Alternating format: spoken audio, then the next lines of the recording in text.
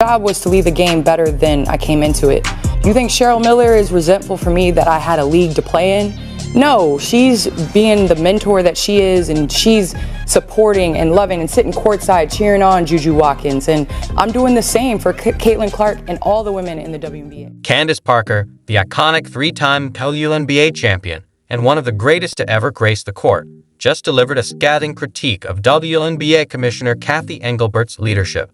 And frankly, it wasn't even a contest. Candace Parker ended up dropping some big facts on First Take, man, talking about resentment on younger players from older players and retired players. She had a great dialogue. Stephen A. Smith, one of the most influential voices in sports media, sat down with Candace Parker on ESPN's First Take and asked the question that's been echoing throughout the WNBA world.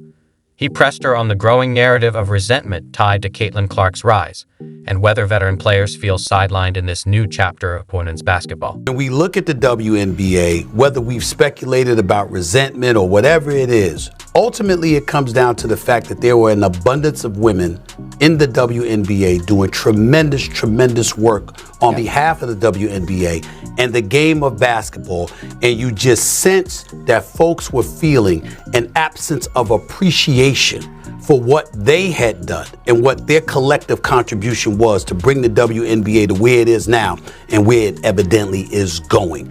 Can you speak to that collective frustration that some may have been feeling, and whether or not you think it's something that's being overcome as you all thrive and move forward and continue to promote and uplift this? Now here's where it gets truly powerful. While Cathy Engelbert has fumbled through muted statements and appeared more focused on minimizing Caitlin Clark's impact than celebrating it, Candace Parker rose to the moment, demonstrating exactly what authentic leadership looks like. Has grown so much, and it's just been amazing to watch. When you put it on television, the numbers don't lie, and visibility matters. Being able to have slots on ABC and ESPN. I know a couple years ago was the first time that the NCAA tournament was put on ABC, and we saw what the viewership looked like. So just looking at the growth of the league, the style of play, now there's being expansion teams and all that stuff. So as a fan, as a lover of the WNBA, I'm excited where it's crazy to me, Parker said, because people always ask if I'm resentful about where the WNBA is now. My job was to leave the game better than I found it. Was Cheryl Miller resentful that I had a league to play in? No, she supported me. And now I'm doing the same for Caitlin Clark and every woman in the WNBA. That's the voice of real leadership, someone who understands what the league stands for and what it needs to keep growing. It's a stark contrast to what we've seen from Cathy Engelbert. I'm like Candace Parker, look, you shouldn't feel that way. The same way she brought up the idea of Cheryl Miller supporting her, that's how everybody should be.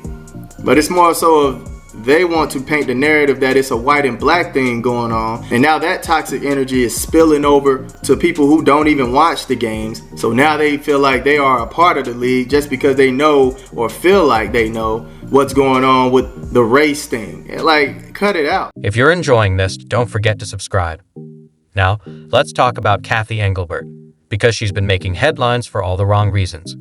When asked about Caitlin Clark's rise, Engelbert downplayed it, saying, "No league is ever about one player," before casually adding, "That player could get hurt or whatever." Really? That's how you talk about the biggest star bringing millions of new fans to your league. And when asked about the racist and toxic behavior directed at Clark, Engelbert fumbled again. Instead of condemning it, she gave a vague response about rivalries being good for the league. The WNBA Players Association even had to step in and publicly call her out. This is supposed to be the leader taking women's basketball into the future? And when questioned about the racism and sexism some of the players in the W were facing, she compared it to the Magic Johnson-Larry Bird rivalry as no big deal. Actually something that the league wanted to see. Now compare that to how Candace Parker leads. When Stephen A. Smith asked about veteran players' frustrations, Parker didn't avoid the topic. She said simply, "Let's keep it about basketball." That focus, she believes, is what will help the game grow. While Engelbert makes awkward comments about injuries and dodges issues like racism, Parker stays focused on what really matters, the game and its players. She added, "Rivalry and conversation are important, but it has to stay within the game." Parker gets that excitement and drama can happen without turning toxic. the kind of leadership the WNBA needs right now. Everybody has a Twitter finger. Everybody can have reach to, the WNBA and make comments. But really the key is let's keep it about basketball. That's my thing. And when we do that, then we're able to really grow the game and what it represents. There are some talented players that have been in this league. But now, because of visibility, listen, I still know the Dominique Wilkins. I still know, all of those players, the Dr. J's and all that stuff. I don't think they're not salty that MJ came along and grew the game. I mean, that's what it is. And so I think that the WNBA as a whole is in an amazing place. Now it's about business to me. It's about taking care of business and making sure. I would like to see, and I'll say this in the CBA, I would like to see more roster spots, because we can't have 11 or 12 women on a team. You gotta lean into the player growth and player development. What makes this even more powerful is Stephen A. Smith's reaction. As one of Caitlin Clark's biggest supporters, he immediately recognized what Parker was saying. You could see it in his response. Here was someone who truly understands what the WNBA needs right now. Stephen has been clear for months about how vital Caitlin Clark is to the league's growth. He's watched Engelbert stumble through interviews, failing to properly acknowledge Clark's impact. So when he heard Parker speak with such clarity and wisdom about supporting the next generation, he and every WNBA fan is thinking the same thing. Why isn't this woman running the league? Merchandise sales were also up 450% for the WNBA, according to Fanatics, and Clark was the top-selling player and is fifth among athletes across all sports. Fanatics also reported a 100% increase in sales for WNBA-specific merchandise. It started with Caitlin Clark. And so now that we know all of this, and we've known that for months, now we get to turn around and look and see what exactly is it that the league will do, knowing that she's out for the next 2 weeks. Fans loved Parker's comments. Social media was full of praise, calling her real leadership and common sense. They're frustrated with Engelbert, who downplays Caitlin Clark and misses the league's needs.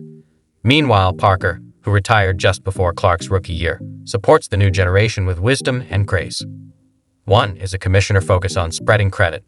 The other is a champion who knows lifting others makes the league stronger. Happening. Tell us what happened. Tell us when it happened. Tell us the measures that you plan to put in place to stop this from happening. Put a name on it, Kathy. You come out and talk to the league. You come out and talk to the media. You come out and talk to the fans about what's going on. Candace Parker gets what Kathy Engelbert doesn't. Caitlin Clark isn't just a good player. She's a game changer. Parker knows because she was once that player. In 2008, Parker won Rookie of the Year and MVP in the same season. She understands the responsibility that comes with being the league's face. That's why she respects Clark and supports her. My job was to leave the game better than I came into it, Parker said. She focuses on building up the next generation, not competing with them. Turned her Twitter private. She hasn't proven or provided evidence that she was at the game yesterday. People who barely watch basketball or grift for engagement picked up on it and it blew up. There's yet to be any video evidence. The charter flight announcement shows the leadership gap. Parker retired the same day the league revealed a $50 million plan for flights. While Parker shared her retirement, Engelbert took the spotlight with the announcement. It seemed out of touch with players like Parker, who gave 16 years to the league. Whether intentional or not, the timing sent the wrong message about priorities. Charter flights. Yeah, the day I retired, I said, this literally bullshit. This has got to be on some bullshit. Yeah. They said chartered flight, like literally I pressed send on the little retirement post, shed a little tear, and then Kathy Engelbert want to come out and be like, chartered flights for the whole league. I said, but I'm happy for y'all. I am. I'm happy. No, but it shows, and that's the thing is like the player experience means something. It means so much because when you are taken care of and all you have to think of is this, and it's just easier, you play better because that's all you have to think of. It's super important. I think conversation is super important. You know, I tuned in when Kevin Durant went back and played Russell Westbrook and they bumped shoulders and everybody was tuned in, but I want to keep it within the lines of the game. And I think that's what's the most important.